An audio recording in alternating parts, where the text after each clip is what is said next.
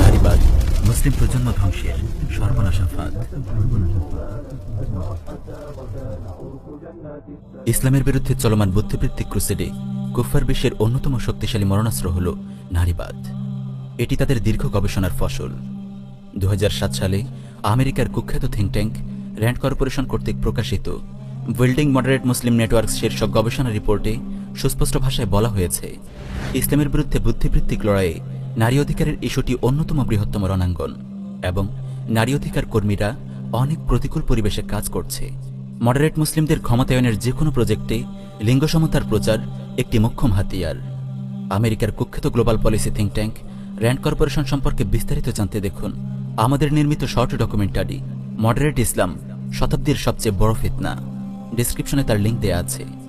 কিন্তু কেন নারীবাদ নিয়ে তাদের এত হাঁকডাক? কি আছে এই নারীবাদে? ইসলামকে ধ্বংস করতে নারীবাদকে এত বেশি গুরুত্ব দেওয়ার কারণ কি? আজকের ডকুমেন্টারিতে আমরা এই গুরুত্বপূর্ণ প্রশ্নগুলোর উত্তর জানার চেষ্টা করব ইনশাআল্লাহ। নারীবাদ ও ইসলাম। ফেমিনিজম বা নারীবাদের উৎপত্তি বস্তুবাদ ও নাস্তিকতার কেন্দ্রভূমি ইউরোপে। 19বিংশ শতক জুড়ে এবং বিংশ শতাব্দীর শুরুর সময়টিকে এই আন্দোলনের প্রথম ভাগ ধরা হয়। 1960 থেকে 1980 পর্যন্ত সময়কে ধরা হয় দ্বিতীয় ভাগ এবং 1990 থেকে এর তৃতীয় ধাপ শুরু হয়। নারীবাদ আন্দোলন যখন শুরু হয় তখন আসলে ইউরোপের নারীরা অনেক ক্ষেত্রে লাঞ্ছনা ও বঞ্চনার শিকার ছিল। যেমন তাদের সম্পত্তির মালিক হওয়ার কোনো অধিকার ছিল না, বরং তারা নিজেরাই অন্য কারো সম্পত্তি ছিল। তাদের কোনো উইল বা আইনি কাগজে স্বাক্ষর দেওয়ার অধিকার ছিল না। এছাড়াও আরও অনেক লাঞ্ছনা ও শোষণের নির্মম শিকার ছিল ইউরোপের নারী সমাজ। নারীবাদী আন্দোলনের প্রথম ধাপের দাবিগুলো ছিল ভোটাধিকার, রাজনৈতিক সমতা ও আইনি অধিকার। এই হিসেবে ইউরোপে নারীবাদী আন্দোলনের শুরুর দিকের মৌলিক দাবিগুলো সঠিক ছিল, কিন্তু আন্দোলনের দ্বিতীয় ধাপ থেকে এটি যে দাবিগুলো সামনে নিয়ে আসে তা মানুষের স্বভাব প্রকৃতির সম্পূর্ণ বিপরীত।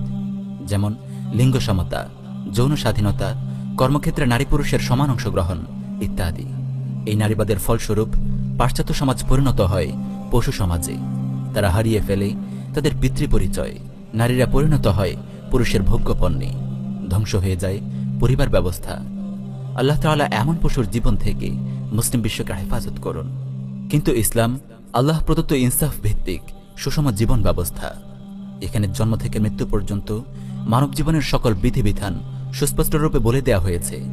পুরুষের অধিকার ও কর্মক্ষেত্র, নারীদের অধিকার ও কর্মক্ষেত্র, নারী ও পুরুষের একে অপরের প্রতি দায় দায়িত্ব ইত্যাদি সবকিছু এখানে সুনির্ধারিত। এতে নতুন করে কিছু সংযোজন বিয়োজনের কোনো সুযোগ নেই। ইসলামী জীবন ব্যবস্থায় আল্লাহর চূড়ান্ত ইনসাফের বহিঃপ্রকাশ ঘটেছে। তাই ইসলামী আইনের ক্ষেত্রে কারো অধিকারের জন্য না আন্দোলন করার কোনো সুযোগ আছে, না আন্দোলন করার আদৌ কোনো প্রয়োজন আছে। পাশ্চাত্য সমাজ শতাব্দীর পর শতাব্দী নারীদের উপর জুলুম করেছে, কিন্তু ইসলাম 1400 বছর আগেই নারী ও পুরুষের জন্য ইনসাফ ভিত্তিক আইন প্রণয়ন করে দিয়েছে। আল্লাহর অনন্ত জ্ঞান ও অসীম প্রজ্ঞা থেকেই এসব আইন ও বিধিবিধান উচ্চারিত। তাই ইসলাম সময়ের সঙ্গে ডিগবাজি খায় না। 1400 বছর আগে যেমনটি নাজিল হয়েছে কিয়ামত পর্যন্ত হুবহু এমনই থাকবে। মুসলমানদের যদি আন্দোলন করতেই হয় তবে ইসলামী আইন সঠিকভাবে বাস্তবায়নের জন্য করতে হবে। আর কেউ যদি ইসলামের প্রমাণিত কোনো আইনকে অস্বীকার করে সে ইসলামের গণ্ডি থেকে বের হয়ে কাফের হয়ে যায়। প্রিয় ভাই, ইসলামে নারীর অধিকার ও মর্যাদা নিয়ে এই সংক্ষিপ্ত পরিসরে আলোচনা করা সম্ভব নয়। আমরা এখানে গুরুত্বপূর্ণ কিছু পয়েন্টের দিকে ইশারা করব মাত্র।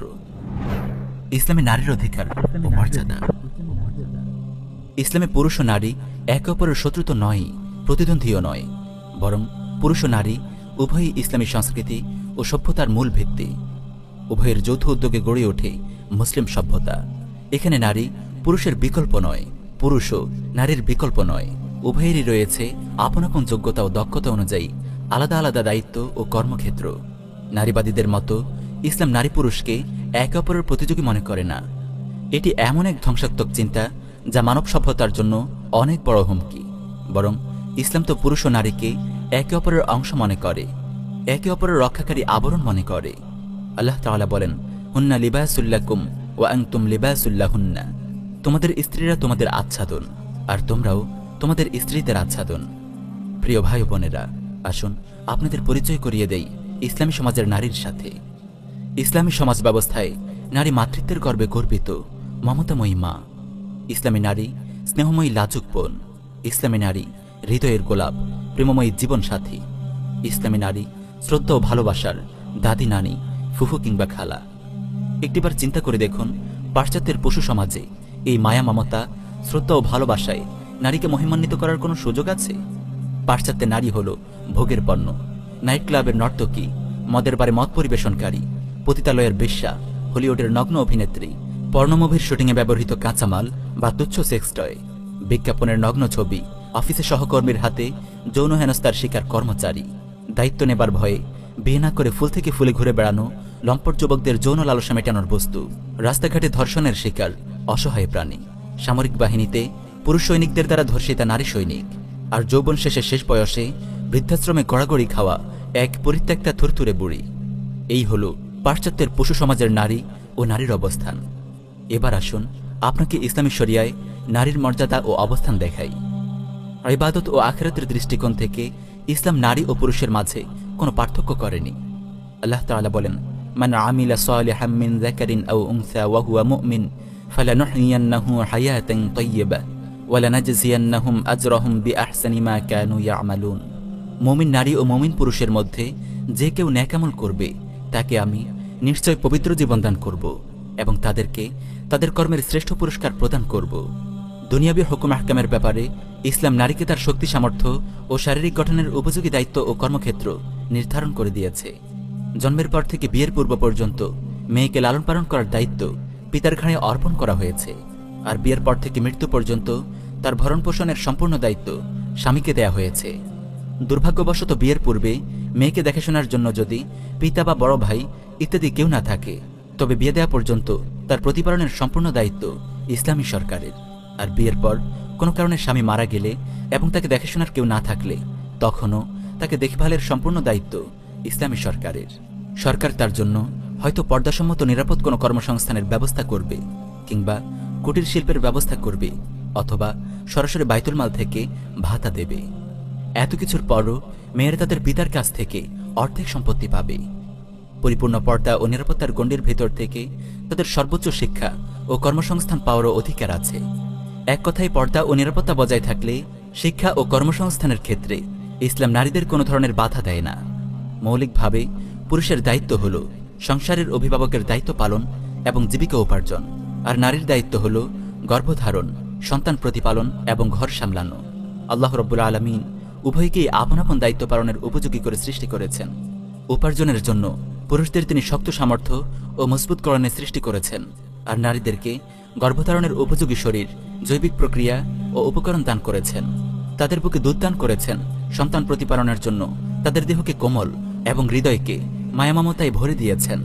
আল্লাহ তাআলা বলেন, আর রিজালু কাওয়ামুনা আলান নিসাই বিমা ফাদ্দালাল্লাহু বা'দাহুম আলা বা'দ ওয়া বিমা আনফাকু মিন আমওয়ালিহিম ফাস-সালিহাতু কানিতাতুন হাফিযাতুন লিল গায়বি বিমা হাফিজাল্লাহ। পুরুষ নারীর তত্ত্বাবধায়ক, কারণ আল্লাহ তাআলা তাদের একে অপরের উপর শক্তি সামর্থ্যে শ্রেষ্ঠত্ব দান করেছেন, এবং এই জন্য যে পুরুষ তাদের ধনসম্পদ ব্যয় করে, সুতরাং নেককার স্ত্রীরা আনুগত্য ও লোকচক্ষুর অন্তরালে আল্লাহ যা সংরক্ষিত করেছেন তা হেফাজত করে। রাসূলুল্লাহ সাল্লাল্লাহু আলাইহি ওয়াসাল্লাম জীবনে কখনো তার স্ত্রীর ওপর হাত তোলেননি।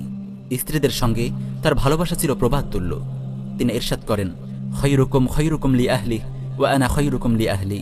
তোমাদের মধ্যে সেই উত্তম যে তার পরিবারের কাছে উত্তম, আর আমি তোমাদের মধ্যে আপন পরিবারের কাছে অধিক উত্তম। এমনকি কোনো কারণে স্ত্রীকে ভালো না লাগলেও ইসলাম তার সঙ্গে সম্পর্ক ছিন্ন না করার এবং সুন্দর আচরণ করার নির্দেশ দিয়েছে।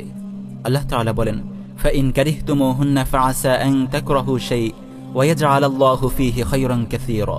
তোমরা যদি স্ত্রীদের অপছন্দ করো, তবে এমন হতে পারে যে আল্লাহ তাআলা যাকে প্রভূত কল্যাণ দান করেছেন তোমরা তাকেই অপছন্দ করছো। ইসলাম কন্যা সন্তানকে সৌভাগ্যের প্রতীক হিসেবে চিহ্নিত করেছে। রাসূলুল্লাহ সাল্লাল্লাহু আলাইহি ওয়াসাল্লাম ইরশাদ করেন, মান আলা জারিয়াতাইন হাত্তা তাবলুগা জাআ ইয়াউমাল কিয়ামাতি আনা ওয়া হুয়া ওয়া দাম্মা আসাবিআ।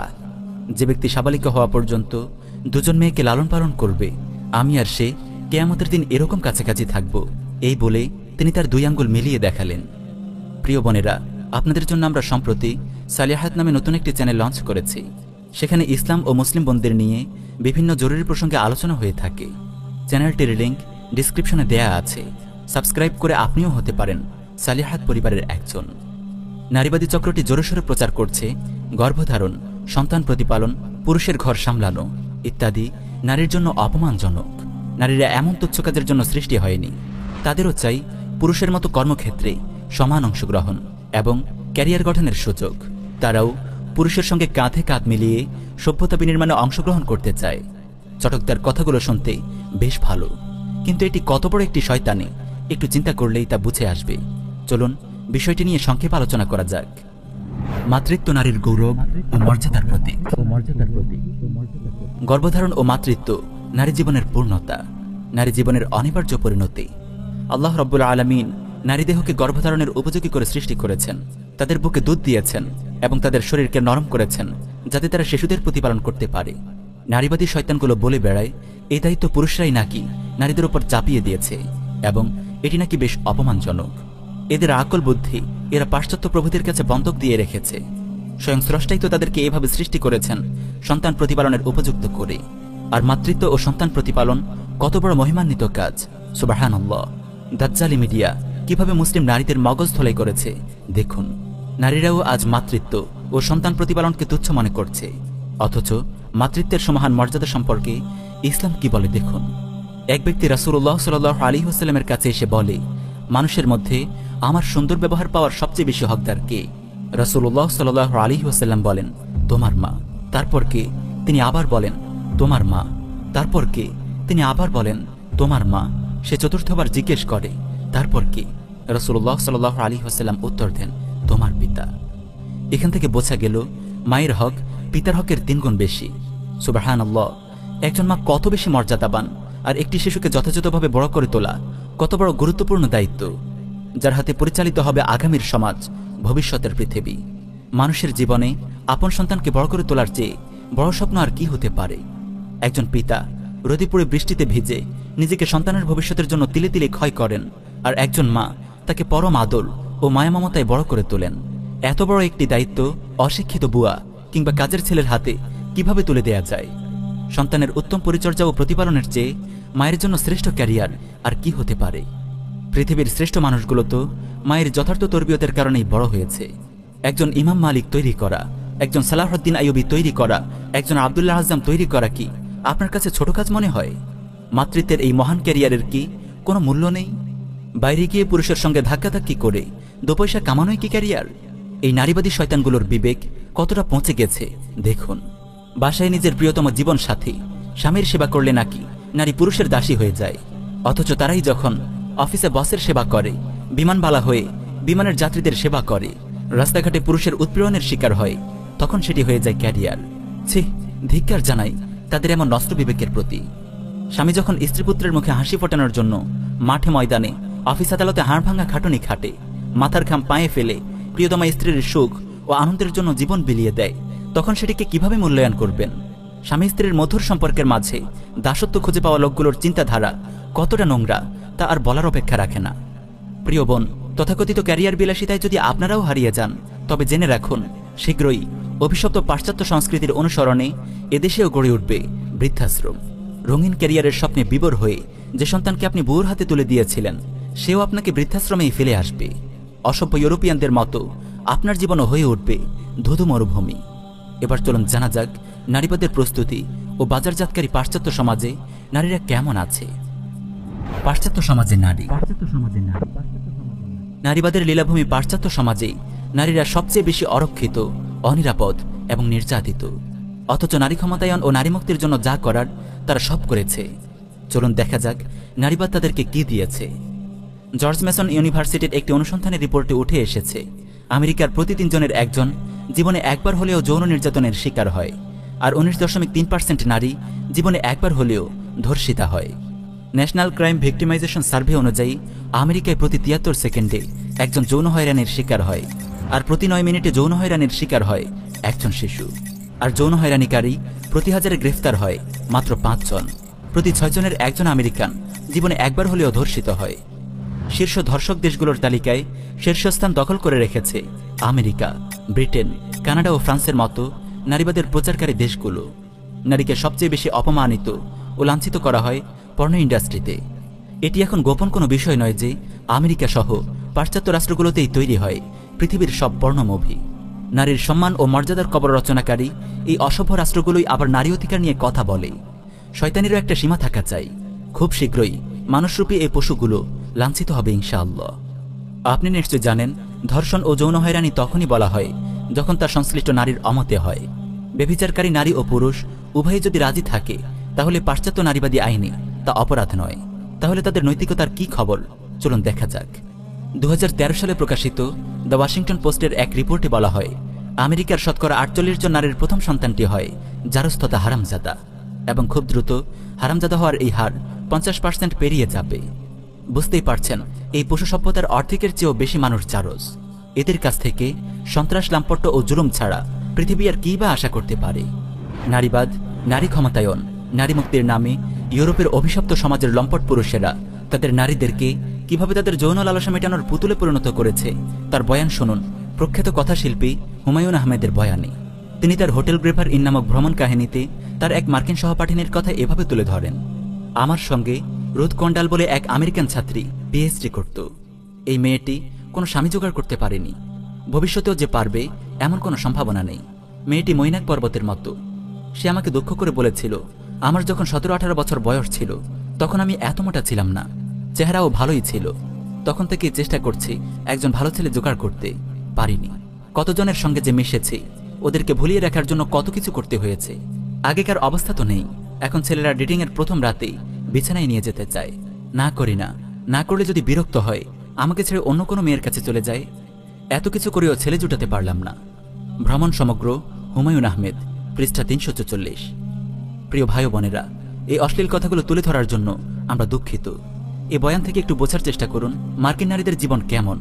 নারী মুক্তির নামে তারা নারীদেরকে কিভাবে যৌন লালসার নির্মম শিকার বানিয়েছে। মিটু আন্দোলনের কথাটিও একবার মনে করে দেখুন। যদি এদেশে নারীবাদ সফলভাবে প্রতিষ্ঠা লাভ করতে পারে তাহলে আমাদের সমাজের কি অবস্থা হবে। অভিশপ্ত মার্কিন সমাজ থেকে চোখ ফিরিয়ে এবার আমাদের মুসলিম সমাজের বিবাহ ও পরিবার ব্যবস্থার দিকে একটু নজর দিন। মুসলিম নারীরা কতটা নিরাপদ, কতটা ভারমুক্ত, কতটা পবিত্র থাকার সুযোগ পাচ্ছে একটু চিন্তা করে দেখুন। নারীবাদী শয়তানরা আসলে কি চায়? চলুন এবার আমরা দেখব নারীবাদী চক্রের আসল উদ্দেশ্য কি। তাদের মুখ থেকেই শোনা যাক তাদের অভিশপ্ত এজেন্ডাগুলো সম্পর্কে। 2000 সাল নাগাদ আমরা আশা করি আমাদের শিশুদেরকে সৃষ্টিকর্তার ওপর নয় বরং মানব শক্তির ওপর বিশ্বাসী করে গড়ে তুলতে পারব।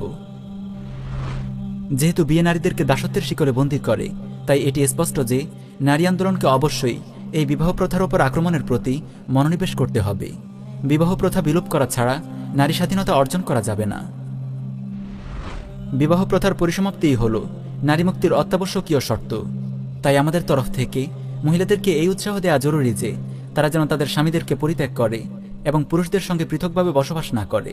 সকল ইতিহাসকে অবশ্যই নারী নির্যাতনের বিভিন্ন পর্যায়কে সামনে রেখে নতুন করে লিখতে হবে। আমাদেরকে অবশ্যই ভোজবাজির মতো চোখের পলকে প্রাচীন নারী ধর্মে ফিরে যেতে হবে। শিশুদেরকে সমতার ভিত্তিতে গড়ে তোলার জন্য আমাদেরকে অবশ্যই পরিবারগুলোকে দূরে ঠেলে দিয়ে শিশুদেরকে সাম্প্রদায়িকভাবে গড়ে তুলতে হবে। আমাদের উচিত পুরুষদের সব ধরনের প্রভাব থেকে শিশুদেরকে মুক্ত রাখা। একটি পরিবার তার শিশু সদস্যদের জন্য সবচেয়ে উত্তম যে কাজটি করতে পারে তা হল তাকে হত্যা করা। সুন্দর আগামী বিনির্মাণে গর্ভপাত বিশ্বের লাখ লাখ নারীর জন্য অত্যাবশ্যকীয়।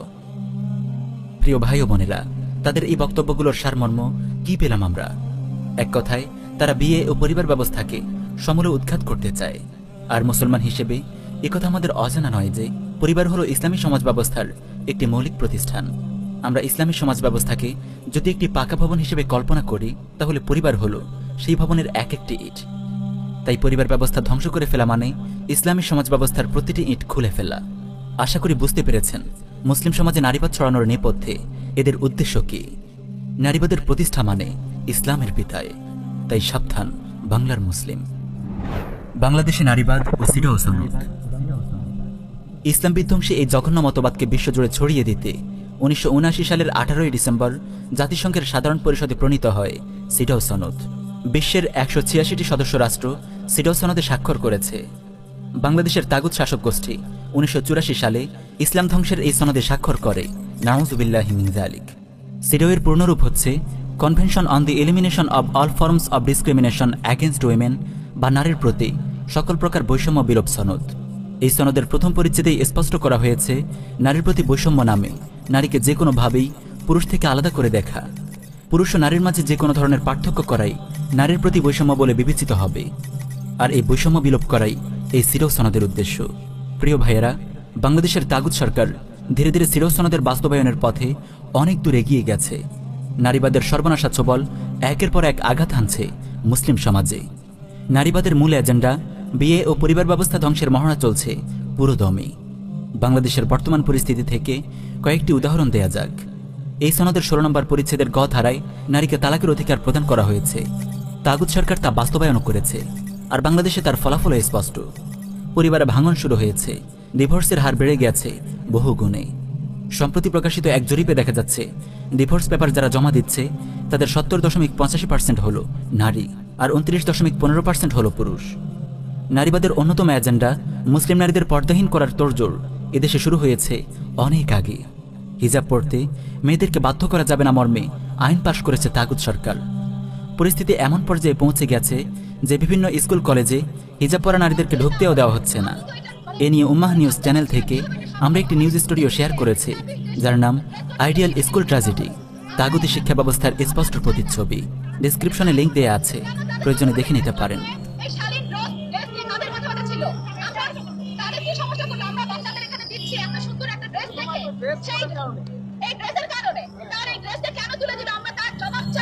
সিডো বাস্তবায়নের ফলস্বরূপ বাংলাদেশে নারী নির্যাতন ও ধর্ষণের হার ক্রমশ বেড়ে চলেছে। মানবাধিকার সংস্থা অধিকারের তথ্য মতে কেবল 2011 সাল থেকে 2018 সাল পর্যন্ত 8 বছরে বাংলাদেশে 13,638 জন নারী ধর্ষিতা হয়েছে। এগুলো তো এই ভূমিতে নারীবাদ বিস্তারের নিছক কয়েকটি নিদর্শন। আমাদের অজান্তেই তাগুত প্রশাসন, দাজ্জালি মিডিয়া ও বিদেশি এনজিওগুলোর হাত ধরে মুসলিম সমাজের গভীরে ছড়িয়ে পড়ছে নারীবাদের প্রজন্ম বিধ্বংসী দূষণ। ক্রমে শিথিল হয়ে আসছে পারিবারিক বন্ধন, ইউরোপের জাহিলিয়াতের দিকে যাত্রা করছে আমাদের এই দেশ। আল্লাহ তাআলা আমাদেরকে হেফাজত করুন। আমাদের আহ্বান, প্রিয় ভাই, তাগুত সরকার সিডো বাস্তবায়নের মাধ্যমে বিশ্ব নারীবাদী শয়তানি চক্রের সঙ্গে মিলে কাজ করে যাচ্ছে।